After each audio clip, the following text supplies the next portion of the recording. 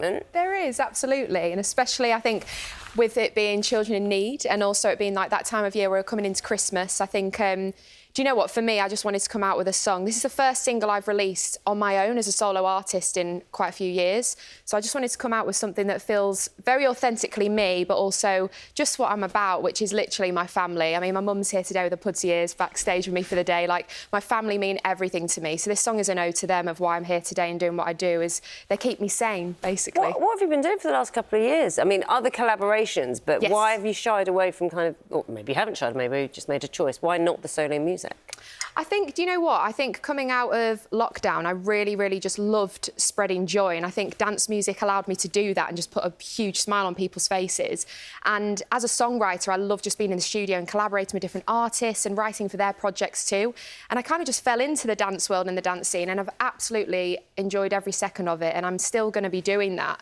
But this project I've been working on for some time, and if you knew me or was around me during the last few years, you'd know that this kind of music is what I've wanted to do for a while, but I don't know, I just feel ready. I feel excited for it, and I feel like I don't really care, and I'm excited. Well, that was going to be our next question. Do you care how it's going to be received? But you obviously don't. You're all... Well, I mean, I hope people like it, of course.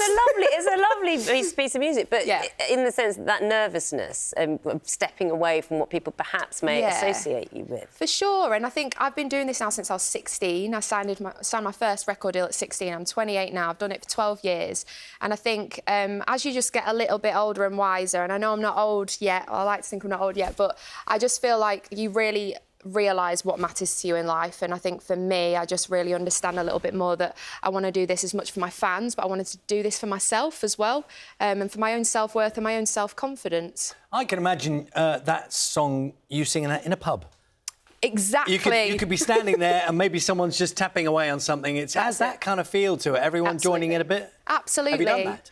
I haven't done that, but I will be doing that over Christmas, I'm sure. I think whenever I go to write a song, I always think, OK, imagine next year I'm at a festival, what's it going to sound like? What are the crowd... I want to write songs where crowds can participate with me, and I feel like this record definitely does that, and that's where my music's going to go. Now, Ella, tonight, you're going to be performing on Children in Need. Yes. And we all know that that can be quite an emotional roller coaster. Yeah. And you are performing with a very special young person, aren't you? Do you want to tell us a little bit about that? Absolutely.